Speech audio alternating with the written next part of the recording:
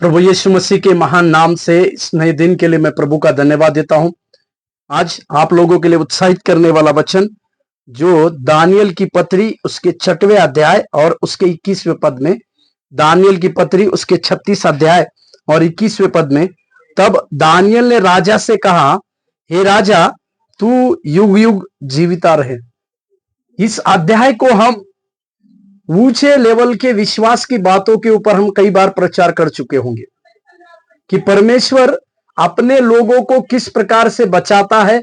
इस बारे में भी हमने कई बार इसके विषय में प्रचार किया होगा।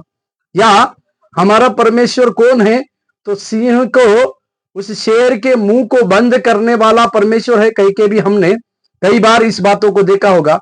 परंतु इसमें और एक महत्वपूर्ण बात के ऊपर आज हम ध्यान दे रहे। ये राजा, ये अन्य जाति का राजा है, परंतु पवित्र शास्त्र इसी दानियल के पत्री में लिखा हुआ है कि ये राजा दानियल से प्रेम करता था और राजा इस बातों को भी समझ पाया था कि उसी के लोगों ने दानियल के विरुद्ध में कुछ प्रकार के षड्यंत्र बनाकर दानियल को शेर के उस मान में डालने की बातों को किया है। मेरे प्यारो, हमारे ऊपर परमेश्वर का जब अनुग्रह रहता है तो लोगों के द्वारा भी एक प्रकार के अनुग्रह को हम पाते हैं। और इसी दानियल का, जिसको बेलशत्सर नाम रखा था, उसका अर्थ है परमेश्वर मुझे छुड़ाता है या परमेश्वर मेरे ऊपर रक्षा करता है। मेरे प्यारो, आज इस दानियल के उस शब्दों को देखिएगा जो राजा की नींद को उड़ा दिए थे जब उसको, उस दानियल को शेर की मान में डाला गया था। पर वहां से दानियल एक शब्द को कहते हैं, वो शब्द है कि राजा, तू युग युग जीविता रहे। इस राजा की कहानी आप देखिएगा।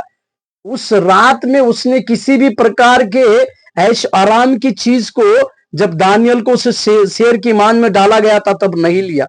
उसके मन में इस प्रकार की चिंता थी कि जो दानियल इस प्रकार के जीवित परमेश्वर की आराधना करता है, उपासना करता है, अवश्य ही वो परमेश्वर दानियल को उस शेर की मान से बचाने के लिए पर्याप्त परमेश्वर है।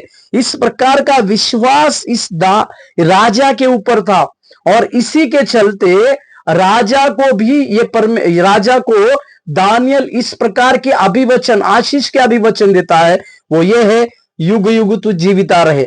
मेरे प्यारो, एक अन्य जाति के राजा के लिए, अन्य जाति का एक राजा को परमेश्वर इस दानियल के द्वारा जिस प्रकार की बातों को कर रहा है, वही हमारी जीत है। हमारे भी जीवन में ऐसे कई एक अन्य जातियों के राजाओं के बीच में परमेश्वर जो है, हमें उन्हें दीर्घायु की बातों को बोलने के लिए, उनकी जीवन की भविष्यवाणी की बातों को कहने के लिए परमेश्वर हमें इसी प्रकार से इस्तेमाल करने पाए। प्रभु आपको आशीष दे। धन्यवाद।